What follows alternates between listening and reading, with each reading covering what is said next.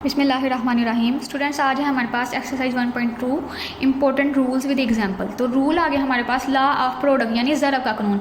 अब स्टूडेंट्स यहाँ पे देखें, पिछले क्वेश्चन में मैंने आपको बताया था ये जो होता है ना, ये हमारे पास बेसिस होती हैं और ये जो ऊपर दिए होते हैं छोटे छोटे, इनको एक्सपोनेंट्स कहते हैं। ठीक है, तो अगर हमारे पास हमारी बेसिस सेम हो यानी कि ये नीचे वाली वैल्यूज़ बिल्कुल सेम हो तो इस वैल्यू को हम एक दफ़ा लिख लेते हैं और ये जो उसके ऊपर दिए होते हैं छोटी छोटी वैल्यूज़ एक्सपोनेंट्स, उनको हम प्लस कर लेते हैं। ठीक है, यानी कि बेसिस को एक दफ़ा लिख लेते हैं सारी की सारी बेसिस को मिला के और एक्सपोनेंट्स को प्लस कर देते हैं। आगे उर्दू में आ गया एक जैसे एहसास यानी कि एक जैसी बेसिस वाले अदाद ज़रब हों, जब इनको आपस में ज़रब हो रहे हों तो ताकतें यानी कि ये जो इनके एक्सपोनेंट्स दिए गए हैं जमा होते हैं आपस में। एग्जाम्पल आ गया हमारे पास, ये यहाँ पे बेस है हमारी 2, यहाँ पे भी बेस 2 है और इनके एक्सपोनेंट हैं 2 और 3। तो क्या करेंगे कि बेस को एक दफ़ा लिख लेंगे और एक्सपोनेंट्स दोनों को हम क्या कर देंगे, प्लस कर देंगे। तो जब 2 के एक्सपोनेंट को प्लस किया 2 + 3 के साथ, तो ये हमारे पास आ गया 2, बेस 2 आ गई, एक्सपोनेंट आ गया 5। अब स्टूडेंट्स, बेस 2 एक्सपोनेंट 5 का मतलब ये नहीं है कि 2 को हमने 5 के साथ मल्टीप्लाई करना है,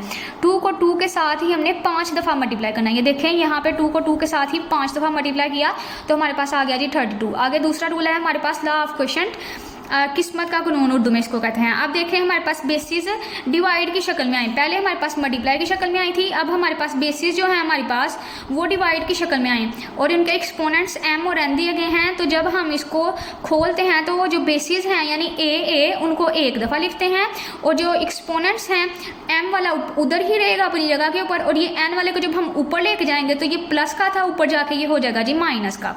आगे देखें आप इसकी उर्दू में डेफिनेशन, एक जैसे एहसास वाले अदाद तकसीम हों यानी कि ये जो होते हैं यानी सेम बेसिस हमारे पास हों, तो जब वो तकसीम होते हैं तो जो उनकी ताकतें होती हैं ना, ये ताकतें वो मनफी हो जाती हैं। एग्जाम्पल आ गई हमारे पास, 5 हमारे पास बेस है और 2 हमारे पास छोटा सा जो दिया गया है वो है एक्सपोनेंट। 5 इधर बेस है, इधर भी 4 एक्सपोनेंट है।